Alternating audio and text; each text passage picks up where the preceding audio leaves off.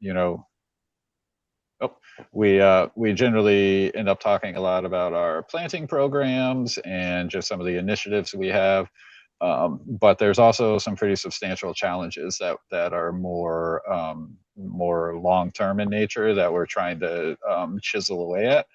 So I'll go ahead and just get started with the presentation. And like Emma said, we will or leave a good chunk of time at the end of the presentation for questions. Um, so just getting started with Portland, the geographic footprint of Portland is about 70 square miles. But that actually, that extends from our land-based part of Portland all the way out to the distal islands. So of that 70 square miles, only about 21 square miles is actually land mass. The rest of it is open water for the most part. And within Portland city limits or city footprint, we have a population of 69, 70,000 or so. But one important part is the metro area surrounding Portland, which extends out to a lot of the outlying towns, includes roughly about 500,000 people. And so we have a large daily commuter volume, which creates some interesting challenges because all of those commuters need a place to leave their vehicles while they are at work or doing whatever it is they do here in the city. And then also within that 21 square miles of land, we have about 1,300 acres of municipally owned open space. And so for you surveying gurus out there, 1,300 acres is roughly two square miles. There's about 640 acres in a square mile. So we have about 2 square miles of municipally owned open spaces, which are, all of our parks. We have roughly 40 miles of trails, 30 playgrounds, sports fields, stadiums. All of that is included in that 1,300 acres of municipally owned space. And so the actual urban forest in Portland, these are just some quick, 20,000 foot view numbers. We have about 20,000 inventoried trees. So those are all our street side trees that are planted in the tree wells and esplanades. A good number of our trees in the parks and open spaces are inventoried. But it doesn't include forested areas. So that's like the entire back of Evergreen Cemetery where all the trails are. That's a big continuous block of woods. We don't have that area, inventory down to the individual tree level. Same with some of our more natural parks like Riverton Trolley Park. We don't have an individual tree inventory there, or Presumpscot River Preserve. So that 20,000 trees is really just kind of the most urban trees, that are right street side, and in some of our, like Deering Oaks and Payson Park, we have most of those inventoried. Within our inventory, we have about 160 individual species, and our original inventory data was compiled in 2012, so it was getting pretty outdated. A good rule of thumb for like urban management or urban forestry management is you want to have a rolling inventory that you're just kind of constantly updating. And so a good goal is you basically want to revisit every tree in your inventory on like a 4 or 5 year cycle. So we didn't really have that in place until recently, and we just did a big push last year to remeasure all of our inventoried trees. And so we're still compiling that data. There's a couple stragglers here and there, but for the most part, we've got, a good core, more than I'd say 80, closer to 90% of the trees re-inventoried. And so we can start doing some comparisons to the previous inventory to see kind of where we're at, what's growing, what isn't, where it's growing. And then also just within Portland, we have a really varied landscape. We have, our parks and open spaces. And those areas, even though they're not they're not covered with parking lots or buildings for the most part. They do see just a ton of foot traffic. They're used very heavily by the general public. Our parks department and forestry department and horticulture department are generally managing those more intensively than you would like a natural open space. And then we have our street side tree wells, which are the trees that are kind of in the harshest setting within the urban environment, just sandwiched in between the road and the sidewalk. And then we have the last two natural forest settings, where I put natural in quotes, and then our reclaimed sites. The only difference between those two is really the time frame. So just about everywhere within the geographic footprint of Portland has been disturbed at one point or another through previous land uses, previous industry, filling to decrease tidal area. Like there's not really like an undisturbed forest area. So that's, a little bit of a misnomer that it's a natural forest setting. It's reverted back to the natural course of things, but generally the scars of previous land use hang around, and we'll talk a little bit at the end about how that manifests itself. And then reclaimed sites are just, like Bayside neighborhood has a bunch of reclaimed sites that were old industry buildings that have been torn down, and maybe housing's going to go up. Or other industries going to go up, but at the same time there's landscaping requirements for planting in there. But when you're planting on a reclaimed site, like it's all bets off for the soil health and what you're actually putting the trees into to grow.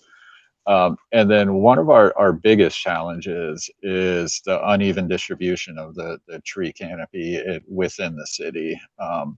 And that's the reasons for that uneven distribution are, I mean, there's quite a few, but the big ones are, previous land use, previous zoning, areas that used to be, say, or like heavy on the industry side are now reverting to residential area. And just previous land use, planting trees in an industrial area wasn't a high priority, 75, 100 years ago. So now that these areas have kind of cycled through their previous land uses and are now in residential areas and are becoming neighborhoods, we're still dealing with those previous issues of like zoning, where, industry was allowed to build out all the way to the property line. So we basically have a 5 or 6 foot right away next to the road where there's a sidewalk, and then right at the edge of that is the facade for the building, which doesn't really leave a lot of places to plant trees. And so that's why we see like some neighborhoods are very well treed and have very high canopy coverage numbers, and then some neighborhoods have very low, almost non-existent canopy. So that's a pretty big issue that we've been focused on dealing with the last few years. And then just a good general starting point is just kind of getting everybody on the same page that urban trees are important and do provide benefits. They're an integral part of the urban landscape. Some of the services they provide are, microclimate modulation, just helping with particularly on the peninsula or anywhere that's more heavily developed with a lot of impervious surfaces like roadways, sidewalks, parking lots. The trees themselves actually, physically prevent solar radiation from hitting or heating up some of those road beds. That's through canopy shading, and then during the growing season, just through the act of photosynthesis, the trees are, breathing in CO2 from the atmosphere and pulling up moisture from the soil. And then as they exhale, they're exhaling some of that water vapor out with the byproduct of photosynthesis, which is oxygen. And that water vapor and oxygen mix helps to cool the local temperatures quite a bit. They provide benefits for air quality. Like I said, through photosynthesis, they're breathing in CO2 from the surrounding atmosphere. But in addition to CO2, they're also, taking in like volatile organic compounds, like nitrous oxides from internal combustion engines, some of the sulfur compounds that are resultant from vehicle exhaust, and it helps kind of filter those out through the photosynthesis process. And then also soil health. As the trees are growing through the soil and taking in water and moisture and mineral nutrients from the soil, they're also taking in like soil contaminants. So one environmental practice is called phytoremediation, that they use a lot where there's been like underground tank leakages, or there's basically contamination within the soil profile. If you plant trees in there, as the trees are taking up water and nutrients, they're taking up those contaminants as well, and actually storing those in the wood fiber. So they do help remove certain contaminants from the soil. The root systems themselves, particularly the fibrous root systems, help stabilize the soil profile and prevent erosion.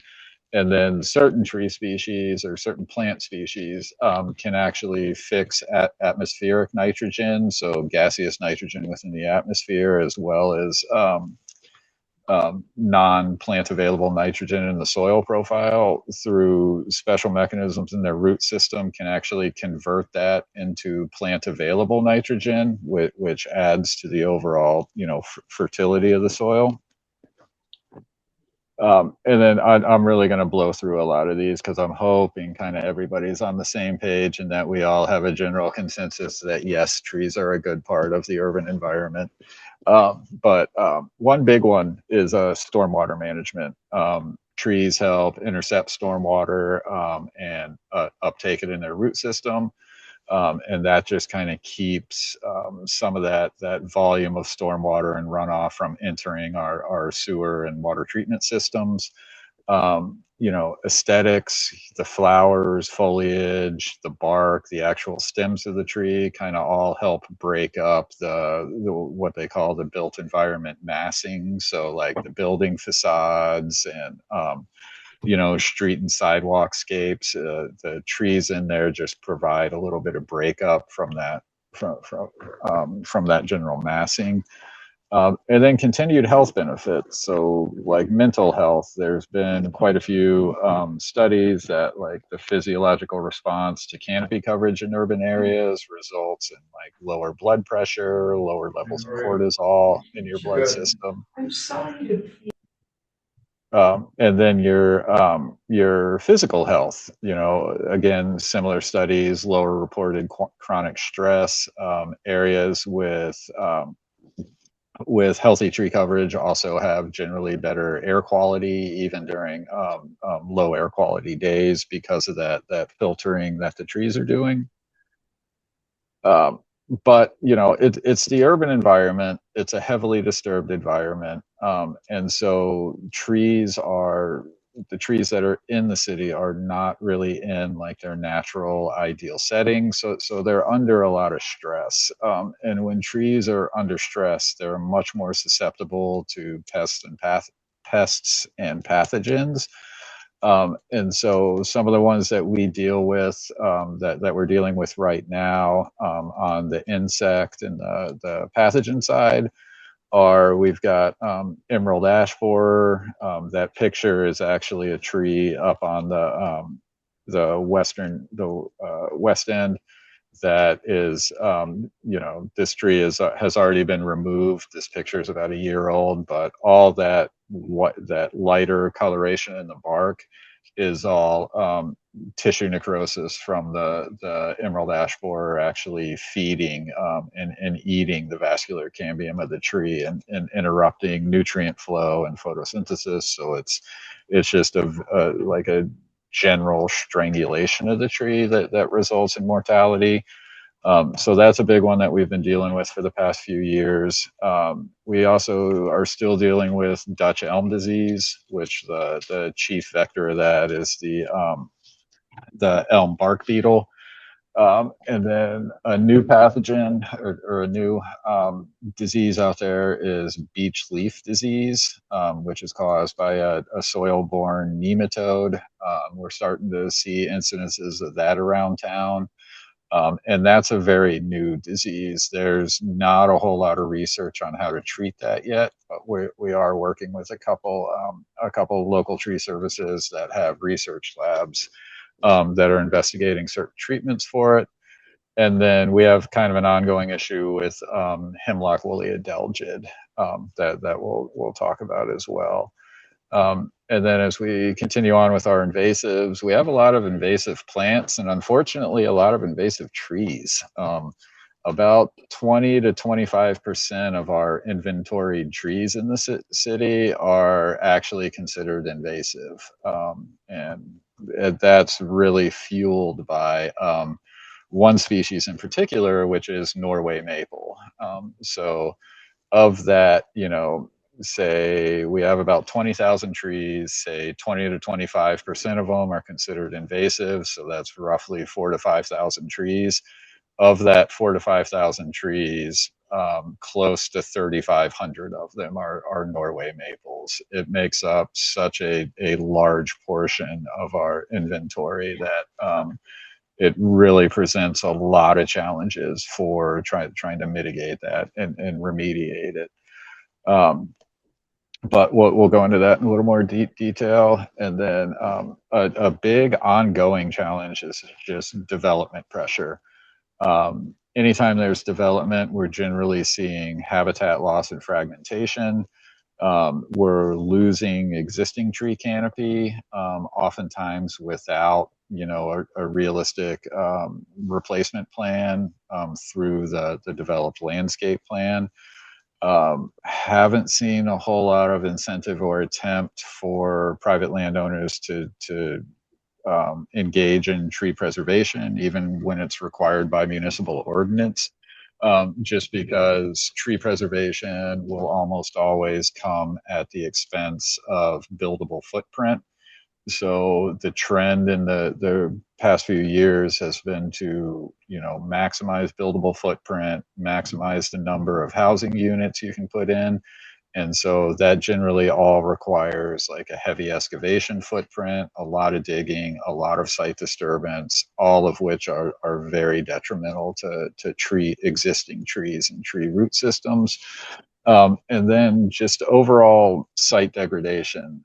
This one is becoming a bigger issue over the past few years because of new rules for how you can get rid of, say, like soil that you've excavated from a site. Because of the previous land uses in Portland and a lot of other places in southern Maine, the soil is considered contaminated. So there are big incentives to not move that soil off site because it's very expensive to dispose of. So there's a lot of push now to redistribute the soil around sites, to do a lot of different grading and filling, all of which are, increase excavation footprint, and that's really detrimental to existing trees. And then the last one that everybody's really dealing with is just climate change. We have fluctuating weather patterns, extreme weather events. We have differences in the amount of precipitation and when and how we're getting it. And so when you kind of bundle that together with some of the site considerations in an older city that has a lot of previous disturbance, that has degraded soil quality, that can really cause some problems when your weather patterns start to change as well. So just some of our invasive insects on the left there, that's the inside of a sheet of bark from an elm tree that died due to Dutch elm disease. And it's kind of hard to see. The contrast isn't great. I apologize for that. But you see those they almost look like rib cages. It's can you guys see my mouse pointer there? Yep. So here we've got like a central vein, and then you've got all these other little veins going out of it. So those are actually the elm bark beetle larval galleries. And so that's where the little beetles, the little larvae are feeding and kind of hanging out behind the bark. And unlike emerald ash borer, the elm bark beetle, it's usually not the amount of feeding they do that hurts the tree, but elm bark beetle is an ambrosia beetle. It's covered in these small little hairs, and those hairs and the bodies of the beetle itself are actually the main vector for the Dutch elm disease fungus. So it's not necessarily that the beetle is, eating enough of the tree to damage it, but as they're working their way through the vascular cambium, they're basically inoculating the tree with the Dutch elm disease fungus. And so the way that we're combating that is through selective breeding of elm trees. The nursery industry and the forestry industry have developed cultivars of American elm, like the Princeton elm, the Washington elms, that have higher degrees of disease resistance to Dutch elm disease. And so that's been really helpful. That's really slowed the progression of the disease and the incident rate, but they're still susceptible. So unfortunately, we do have kind of a concerted pest management program where we're injecting a lot of our heritage elm trees every other year with either a fungicide to actually kill the Dutch elm disease fungus, or insecticide that we time appropriately to the elm bark beetle to actually knock the bark beetle populations down, and decrease their overall numbers. And then on the right, the picture on the right side there, those are actually that's an ash tree that was killed by emerald ash borer, and so just took a big slice of the bark off, and you can see right behind the bark all of those tunnels and galleries. That's where the emerald ash borer larva is actually feeding behind the bark. And unlike the elm bark beetle, the emerald ash borer doesn't necessarily transmit or vector any diseases to the tree. They just literally do enough mechanical damage to the vascular cambium that it interrupts the nutrient flow in the tree. So the trees basically strangle because they're just their circulatory system, sorry, is so disrupted by all this damage that it just can't sustain the tree anymore. And so we're losing a lot of ash trees, but we're also treating, um, I believe from our old inventory, ash made up roughly 3 to 4% of all the trees in the city, which is roughly 500 to 600 trees. Even with our treatment plan, we're probably going to overall, at the end of the day, lose close to 400 of them. We're really focusing our IPM efforts on the largest ash trees around town, and they're showing pretty good signs that the treatments are working. But it's very cost prohibitive, and we have a very narrow window each year to do the treatments. So we can only physically treat probably about 150 of those 500 to 600 trees, unfortunately. And so some of the other pathogens we're dealing with, but not as severe. On the left there, that's hemlock woolly adelgid.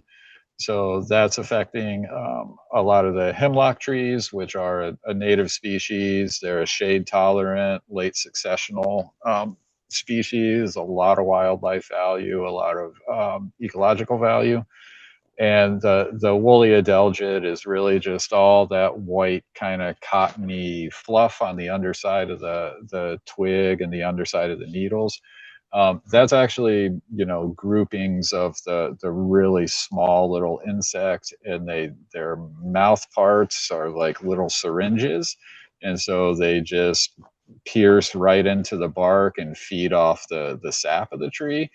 And so it's over time, it's really like death by a thousand pinpricks. It just, over the years, it just really drains the tree of nutrients and resources. And so for treatment of that, we're actually using a biocontrol treatment that's approved by USDA APHIS, so the Animal Plant Health Inspection Service.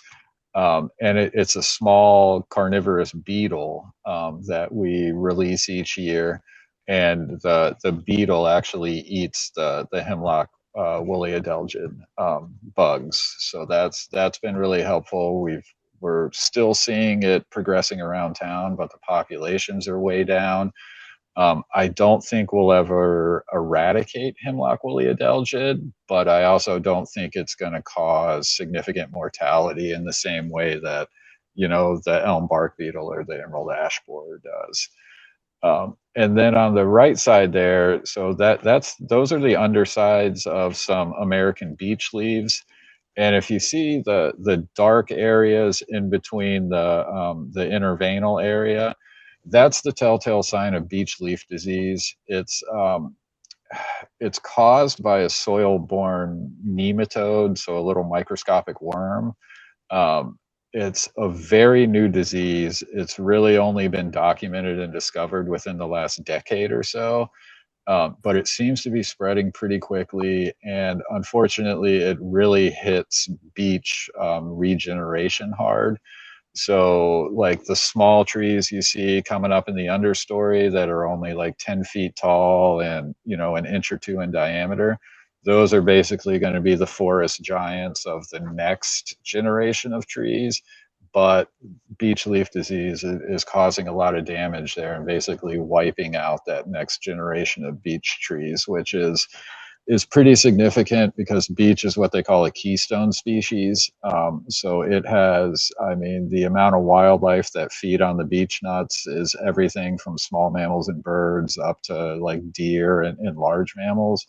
So as we're, looking at losing American beech from the landscape, that could have really serious habitat implications. So that's what we're working. We have a couple test plots and applications in the Baxter Woods area with the Forest Service to try to see what treatments would be not only effective but economical to do here in the city on a large scale. So that's really kind of the insects and pathogens we're dealing with. We have others that come and go, like brown tail moth is really cyclical in nature. Um, Having the wet springs that we've had the past few years has really helped knock their populations back.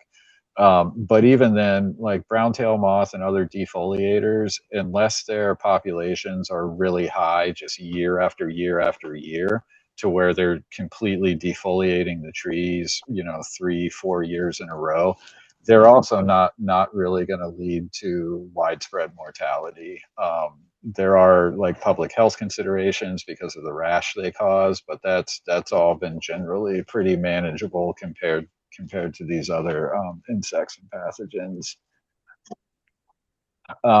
And so as we move into like invasive plants, so remember I said roughly 20 to 25% of our inventory tree species were considered invasive. And that's really been driven by Norway maple. So from our 2025 re-inventory, this is the diameter distribution of all the inventory trees, so all roughly 20,000 of them. Invasive trees, native trees, all lumped together. We have an average DBH of roughly 14.1 inches. So that's like the average size of the trees in the city. And we have a median DBH of 13 inches, which just means that half the trees are smaller than 13 inches and half are larger than 13 inches. And so when your average is greater than your median like that, that just means that like way out here, we have a couple, not very many, but some really large diameter trees that are kind of pulling that average up. But the vast majority of our trees are really in the like the 0 to 12 inch range. That's where we've got some really big numbers for the actual number of trees that are in those diameter classes. But again, this is all the trees lumped together. If you separate it out into the invasive species and the native species, um, you see that on the left-hand side, that's our diameter distribution from the 2012 inventory. And so our non-invasive species had an average DBH of 12.2 inches, and our invasive species had an average DBH of 15 and a half. And then you fast forward to 2025, and we experienced about a half inch of diameter growth on average. So our non-invasive trees, our native trees, had an average DBH increase of about a half inch up to 12.8 inches. But our invasive species had an average DBH increase of over 2 inches. And there's a lot of things that contribute to this. One of them is we have not planted Norway maples in the past 20 to 30 years. So all of our Norway maples are getting pretty old. There are larger diameter trees, and unfortunately, a lot of those fringe benefits and the general benefits of trees in the urban environment scale proportionally to the size of the tree. So that's just a really fancy way of saying that larger trees provide more benefits. And unfortunately, as you can see from our distribution, once you get above, say, 15 inches or so, roughly half of the trees are the invasive Norway maples. So if we have for instance, like a concerted eradication program where all we care about is getting rid of invasive species, so we're going to start cutting down every single Norway maple, that's going to have a really negative impact on our canopy coverage numbers and also a lot of the fringe benefits of the trees. And so what I kind of mean by that is this is the overview of the Portland geographic area, at least the mainland part. And so the color scale is the urban heat island effect. So the darker red areas, those are areas where when it's 80 degrees out, but you're on the peninsula, you're surrounded by impervious surfaces in the built environment that are all absorbing solar radiation and emitting heat. It seems much hotter than 80 degrees if you're standing street side on Congress Street. Now, all the dots and the little color scale there, those are every single individual Norway maple that we have in the city. So if you look, for instance, on like the East End, where some of this orange is, so orange is going to be not quite as hot as the red areas, but hotter than the yellow areas. If we start removing a lot of these Norway maples for the sake of invasives eradication, we're going to be removing, acres of tree canopy coverage that even if we replace the trees, logistically, we can't replace a 20-inch tree with another 20-inch tree. We do not have the space to plant that big. We don't have the budget, the equipment. So we're planting, 2-inch diameter trees that have like a 5-foot canopy spread. Now, there's a lot of benefits to planting smaller trees. They're going to get established quicker on the site. They're going to grow better in the long term, but there's still going to be that 20-25 year lag between when we remove the big Norway maple to when whatever we replace it with starts replacing that canopy. So I I'm always on the fence about this. I hate Norway maples. I think they're terrible for the environment just as an invasive species. But at the same time, they are still providing a lot of benefit, unfortunately, to the urban environment.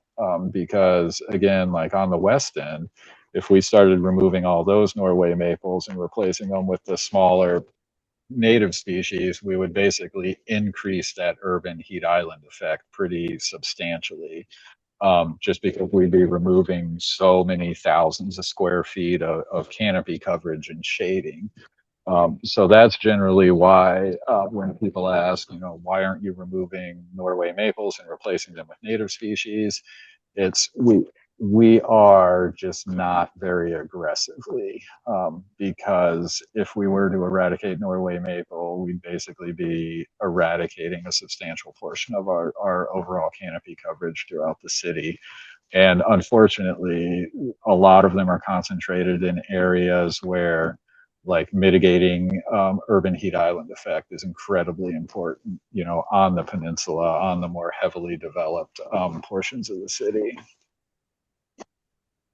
And so moving right into the development challenges, just going through a lot of the bullet points, you know, we've got canopy loss without replacement. So like what I was just talking about, cutting down a 20-inch tree with a 70-foot canopy spread and replacing it with a 2-inch tree and a 5 to 10-foot canopy spread.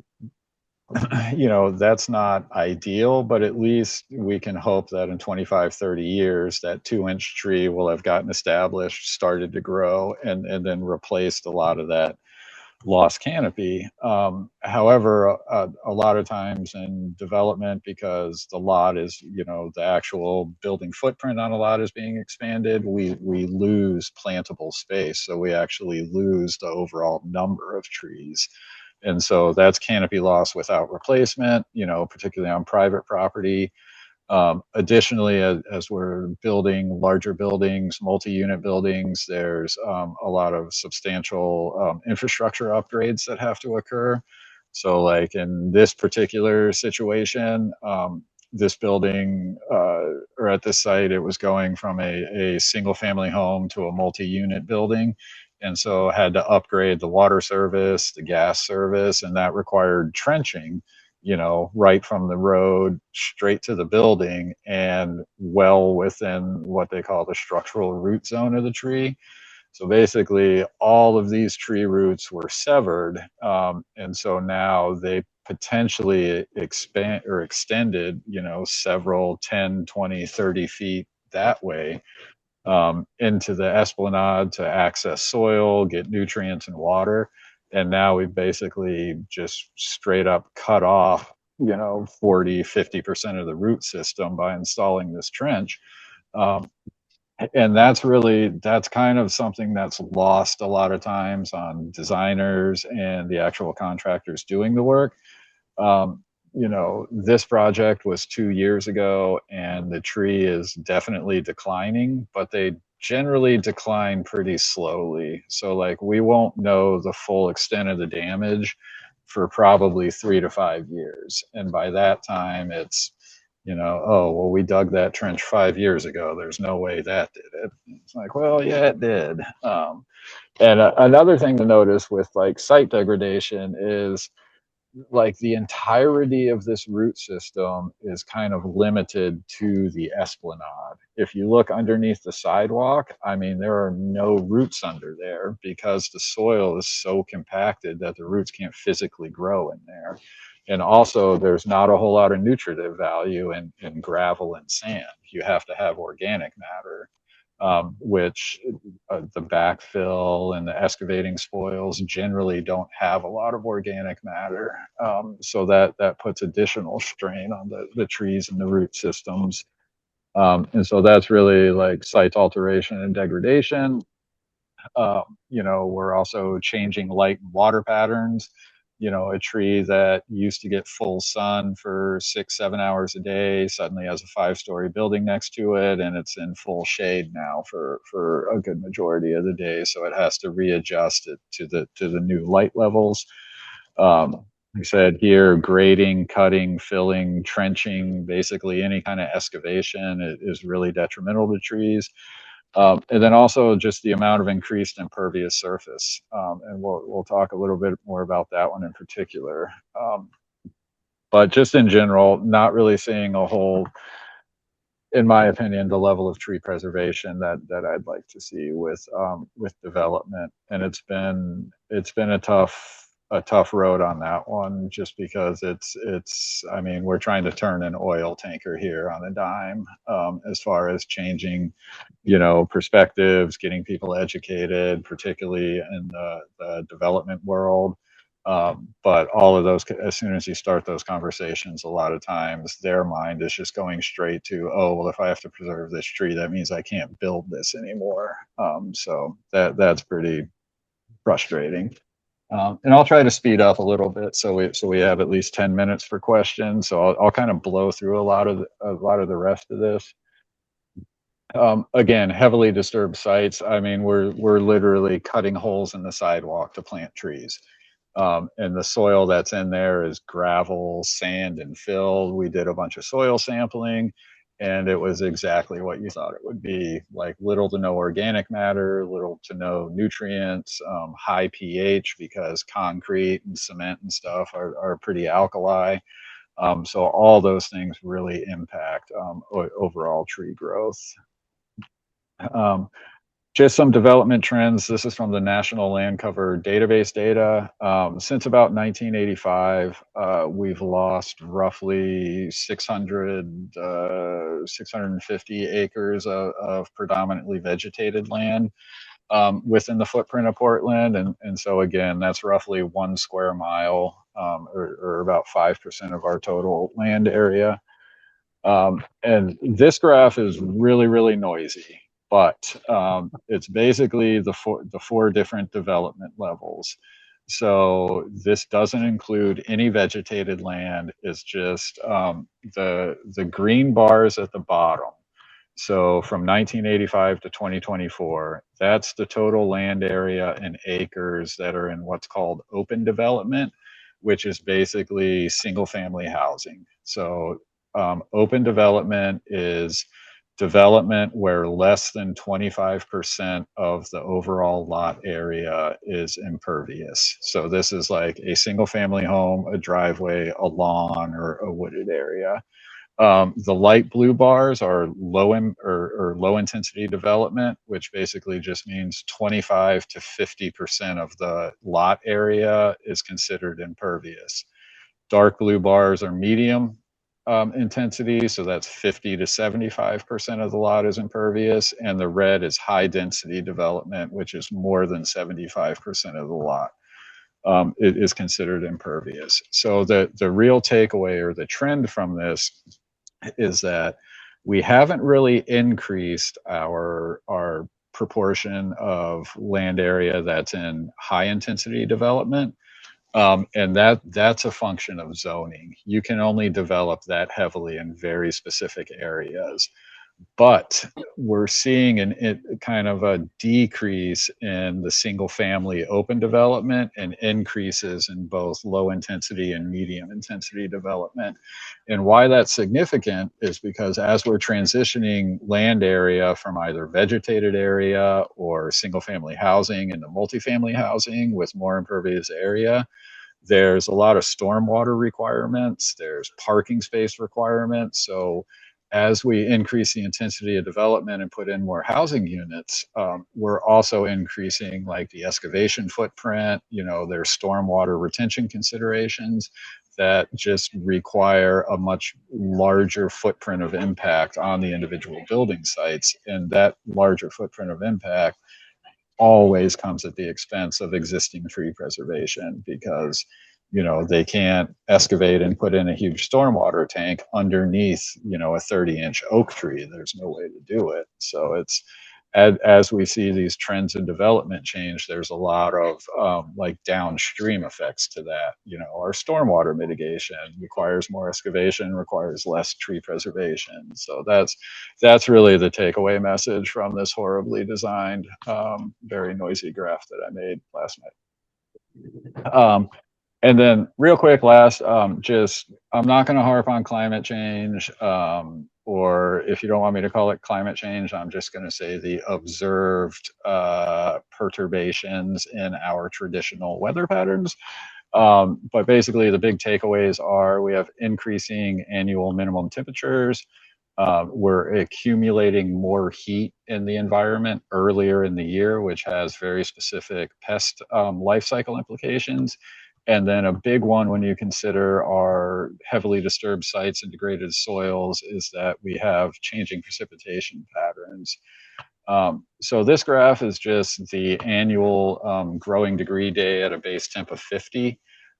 This is how many growing degree days we accumulate each year. And so that red dashed line was our all the data from 1950 to 1976. It was what our average annual accumulation was, and it's right around 1920 or so growing degree days. But as you can see, starting about the mid 80s or mid 90s, we started this upward trend where now we're getting close to 2,600 growing degree days every year, and so that's almost a 30% increase. And so what that means for like pest life cycle, for instance, emerald ash borer, they have three significant growing degree day milestones where once we've accumulated 150 growing degree days in the spring, that's when the larvae become active. So that's when they start feeding within the tree. Once we hit 500 growing degree days, that's when they pupate and start turning into the beetle. And then once we hit 1,000 growing degree days, that's basically when the beetles start to emerge from the tree. And so since the mid 1950s, we've started accumulating those milestones earlier and earlier to where now we're getting them almost, a full week and a half earlier each year, which may not seem significant until you think that, okay, so they're starting to feed a week and a half earlier. They're starting to pupate a week and a half earlier, and they're emerging from the trees, a week to a week and a half earlier. Now, the female emerald ash borer beetle only lives for 3 weeks, so we've increased their active period by almost half of their lifespan. And then on top of that, each individual female beetle can lay between like 10 and 300 eggs.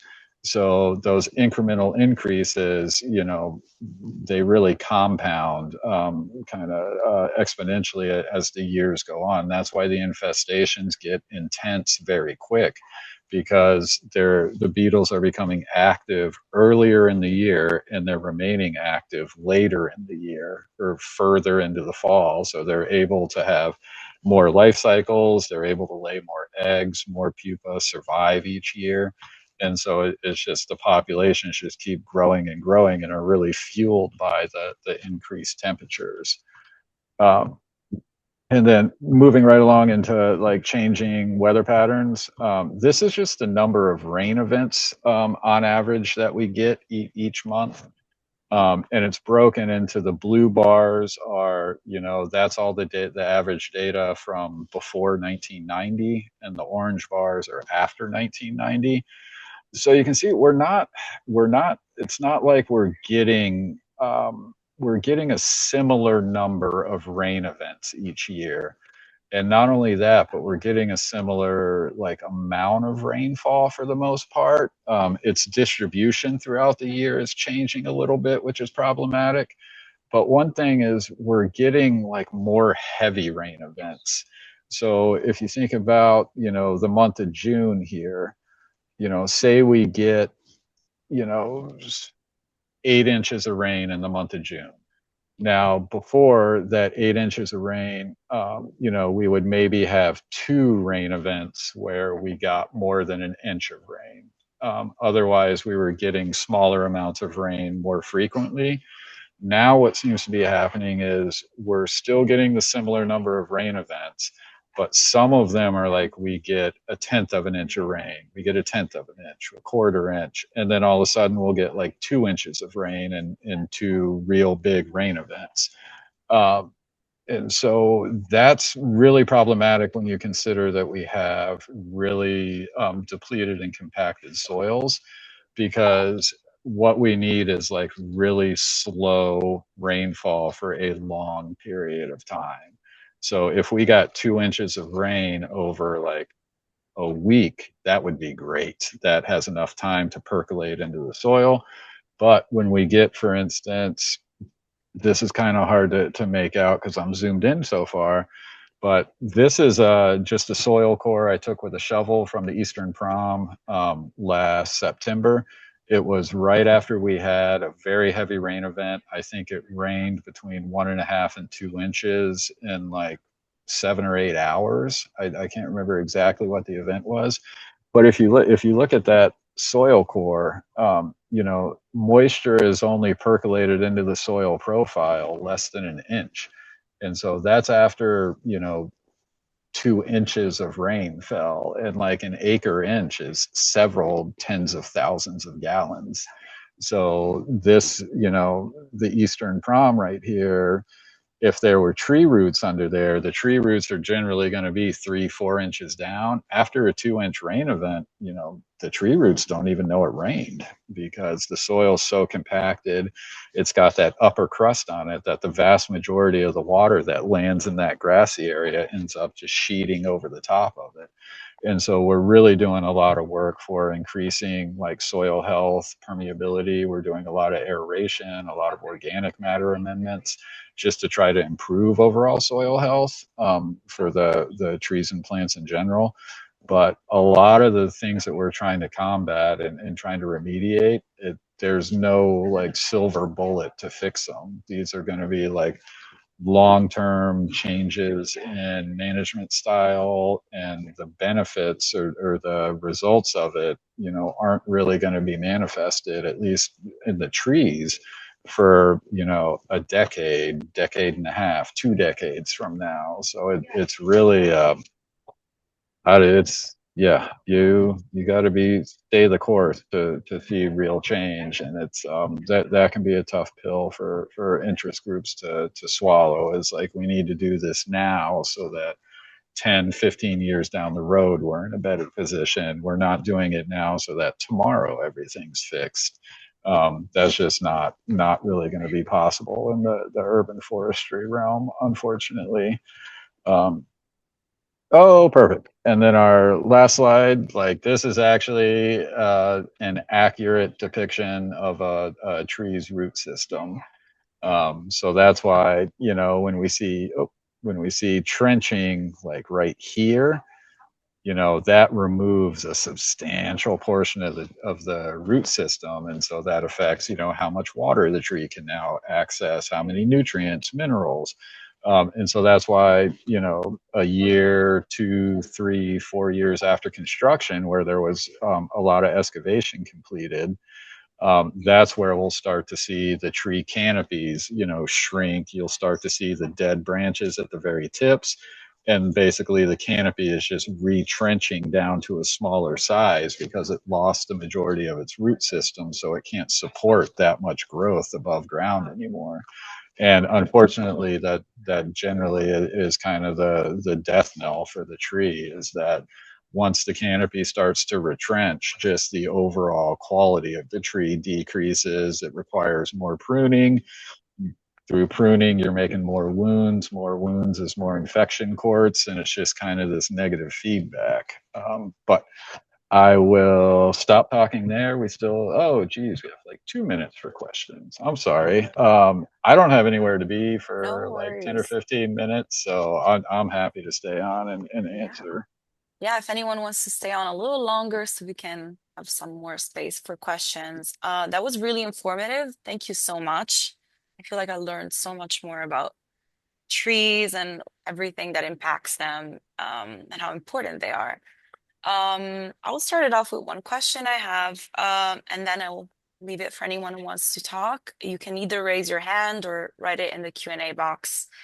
But I was wondering, you kind of touched upon it already, but for those who don't know, maybe could you clarify what steps the city is taking to make the urban forest more resilient, given especially the impacts of climate change, like the increase of pests and the different distribution of rain? So is soil health kind of like, I know there's no silver bullet, but is soil health kind of like the key a little bit to increase the resilience of urban trees? Yeah, yeah. So soil health is a big part of it. We've started anytime we're planting street side. So anytime there's like a tree well or even an esplanade, once we start digging, it usually becomes pretty clear that, hey, this is like where a concrete truck washed out when they built the curb or something. Like there's just concrete in here. So we've really increased how much we're actually excavating for when we plant trees. So the recommendation is to dig a hole 3 times bigger than the root mass itself. We try to dig, 5, 6, 7 times bigger just to fit as much new soil as we can in. And we'll bring in like a healthier planting mix that has high organic matter, has some compost amendments in it, and just generally has better soil structure. And that for those of you who remember, we did the Bayside planting blitz 2 years ago. All of those tree wells got excavated down the full footprint of the tree well. So if it was 4 feet by 10 feet, the contractor excavated that full 4 by 10 foot area down to 3 feet deep, backfilled it with the much better soil, and then we planted the trees in it. And that's why other than we had some mortality due to species selection where we planted eastern redbuds. They just didn't do well. But all the other trees, the year after that, we were in a pretty severe drought. And because those trees were planted in much better soil that had water holding capacity, had high cation exchange capacity, we saw very little water stress in any of the brand new trees, which, that's when they're most susceptible to it. So that's really, that is a pretty good ringing endorsement for the role that soil plays and how important it is. And then also some of the other things we're doing are just being a lot more mindful of species selection. We're weighted pretty heavily towards maple trees in our inventory. Um, both native species and Norway maples. So we're branching out quite a bit to try to increase biodiversity, increase species diversity, and just really kind of, to be honest, get back to like the fundamentals of like healthy ecosystem, healthy urban environment. Oh, I have a that's question, Mark, if to kind of build on that last point.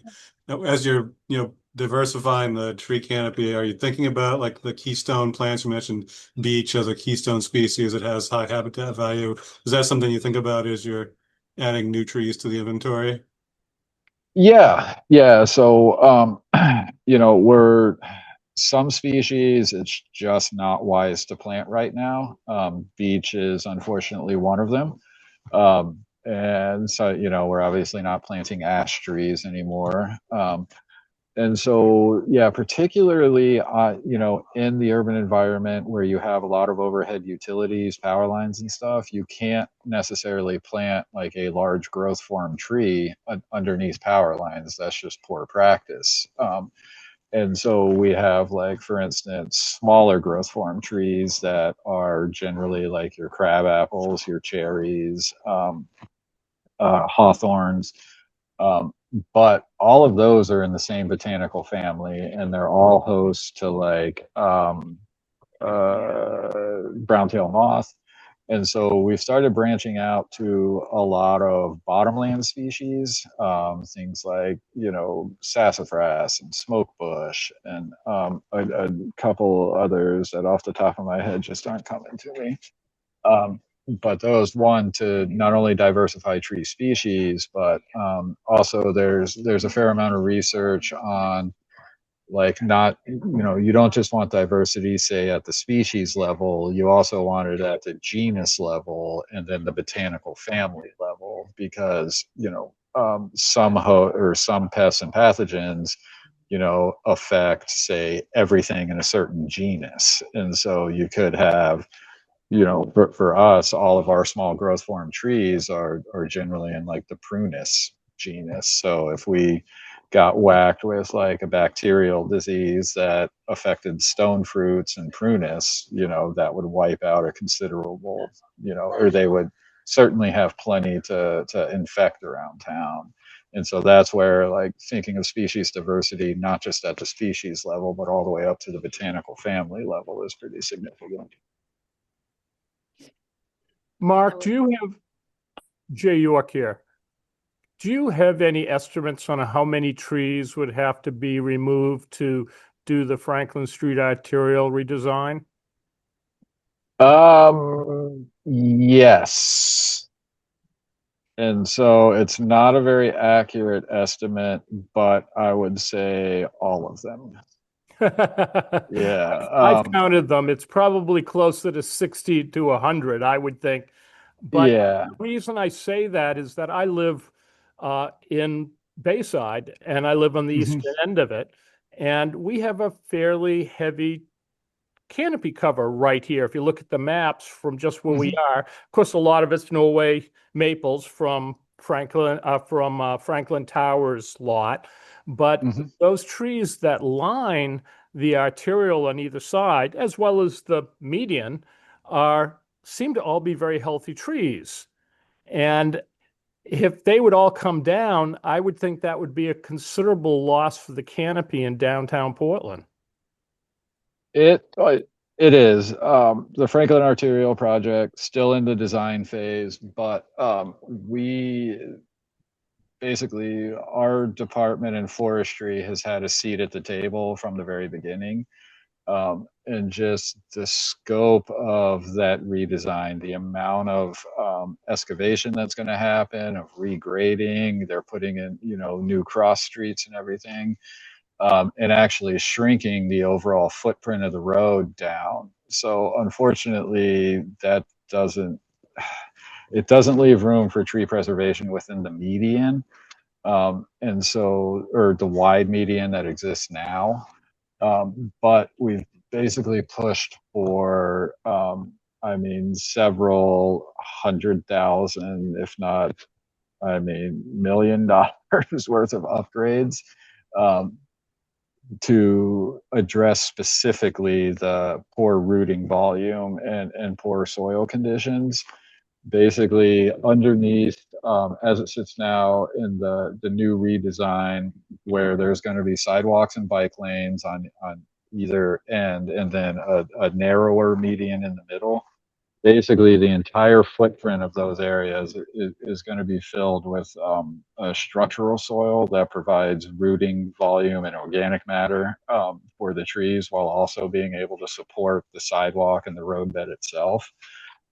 And so the replanting plan so far is incredibly robust. As far as, we're going to have significantly more trees lining the arterial, but unfortunately, yeah, it's a large scale construction project that is going to have a pretty significant impact on existing tree canopy with fairly concentrated to the existing footprint of Franklin Arterial.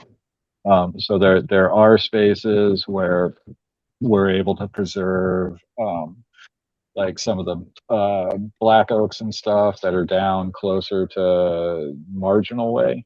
And then also as you get up closer to Cumberland, potentially the honey locusts up there. But unfortunately, most of what's in the median, just the amount of disturbance that's going to occur, and the read or shifting the position of the road itself within the right of way, it just doesn't leave any opportunity, unfortunately, for tree preservation. Thank you. And thank you for this presentation. It's great. One other question related to that, because I've heard many people who are advocates for the arterial talk about how unhealthy the trees are in the median. And you kind of touched on that when you talked about soil during the development of this new redesign. From looking at those trees, they look very healthy. Do you have an assessment of those trees going from Fox up to Congress? Oh, yeah. So it's they're not. I guess the way that I would say it is, if there were no arterial project going through, none of those trees are really on our radar as having to come down for health issues. The Everything that's in there right now is pretty salt tolerant. I would argue that there's some issues with like it being the big monoculture. Basically from Marginal all the way up to Cumberland, you've got the big row of crab apples. And they're doing well. They're a really salt tolerant species. They're doing okay in there with just the inundation of sodium into the soil profile. But that creates a lot of issues for like, again, brown tail moth. Like that entire corridor is lit up with streetlights, and that attracts the moth in. And then crabapple is a preferred host species. So there's issues with that. On the other side of the hump, where all the pin oaks are, pin oaks are salt tolerant. They seem to be doing pretty well in there.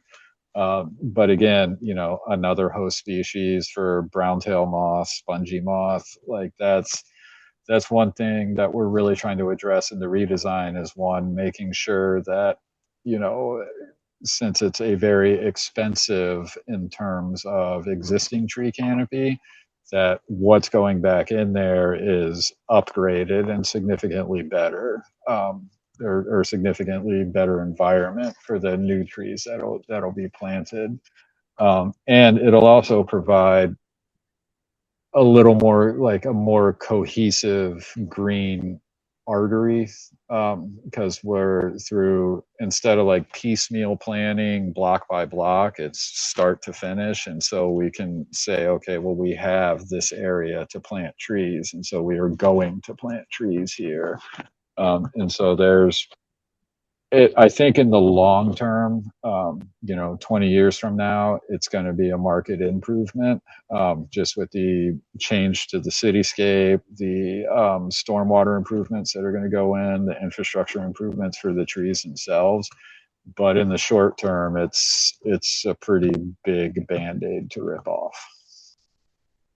Are there any other projects going on in Portland that would probably have as devastating effect on the existing trees in one area in Portland? No public projects. There's a couple. I mean, even the private developments, nothing has that much of a geographic spread. Thank you. Oh, I do have one quick question, just out of curiosity. What's the mortality rate for newly planted trees that are affected by human interaction? Oh, not much. We lose maybe 5% of the trees we plant each year, and that's for a whole multitude of reasons. A lot of it is related to site conditions. But of that, I mean, it's relatively few and far between that we lose trees to vandalism. I mean, we did lose one just this past week to vandalism in Deering Oaks, unfortunately. But I mean, it's a once every few months type thing. It's usually in the single digits, annually for like trees that have just been, cut down, hacked off, or it was definitely higher maybe 4 or 5 years ago when there were some other things going on. But I think that we've done a couple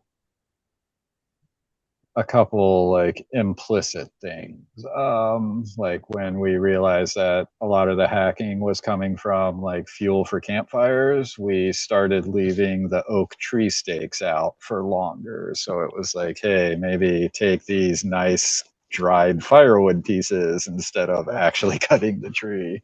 And I don't know if it's like directly helped, but yeah, vandalism is down quite a bit. We don't see a whole heck of a lot of vandalism. Thank you. I was wondering if you could tell us more about your Reforest the City initiatives and if there's any way that residents can get involved. Yeah. I mean, so it's a little bit of a loaded question. We basically have our forestry department is 5 arborists and a supervisor and myself. And we're tasked with everything from, doing all the tree planting to, stringing up Christmas lights to doing all the maintenance and risk mitigation. So it's a very small crew for the entirety of the city, and so unfortunately we have to allocate our resources accordingly to like risk mitigation. So we routinely, and I mean did that yesterday. We had to pull off of our regular growing season planting program to go take care of some trees that had some structural defects. So for reforest, actually, like different neighborhood associations really kind of take the lead on it, which is helpful. And each neighborhood has different needs. Like, the West End in particular, they're very interested in planting more on Western Prom, as well as doing like maintenance work, like compost and mulch amendments to the soil around the existing trees because they have existing trees. An area like Parkside that saw a lot of infrastructure improvements over the last few years, like gas line improvements, water lines, repaving. Um, a lot of that area, unfortunately, a lot of trees had to come down. We tried to focus it on Norway maples to work with the contractors and be like, hey, if there's any way we can spare this, nice big pin oak, can we maybe move some of this infrastructure 10, 15 feet to where we have to take down the Norway maple instead? So areas like that lost a lot of trees, we're addressing that with Parkside Neighborhood Association through our municipal planting. So we've leaned on the infrastructure contractors who are actually doing the paving and sidewalk work to like build us better tree wells. And then we're going through this year and trying to repopulate a lot of those empty tree wells. And then same with just some smaller projects, like Parkside was a bigger one because it was kind of multiple streets within a neighborhood. But I mean, on the Bat Cove side, we had a big water resources project that's wrapping up on Hersey Street that resulted in a lot of canopy loss for drinking water hookup upgrades. Because unfortunately, in that particular area, most of the water mains were or the trees were put directly on top of them. So when it comes time to replace them, it's like, all right, well, step one is we got to get rid of the tree that's growing on top of it. So unfortunately, like that one street lost 15 or 16, relatively mature trees. So it's part of our fall planting program, assuming that the construction project wraps up on time, to go back and repopulate that and just try to, basically keep up with where we're losing canopy each year, trying to get it replaced as quick as possible, or get the ball rolling on like, systematic upgrades for the infrastructure the trees need. All right, maybe we have time for one more question. If anyone has one, then I think we'll wrap up. No one has a question. I will conclude with a question. I was just wondering, looking towards the future, like what do you hope to see in Portland's urban forest, like 10, 15 years or so?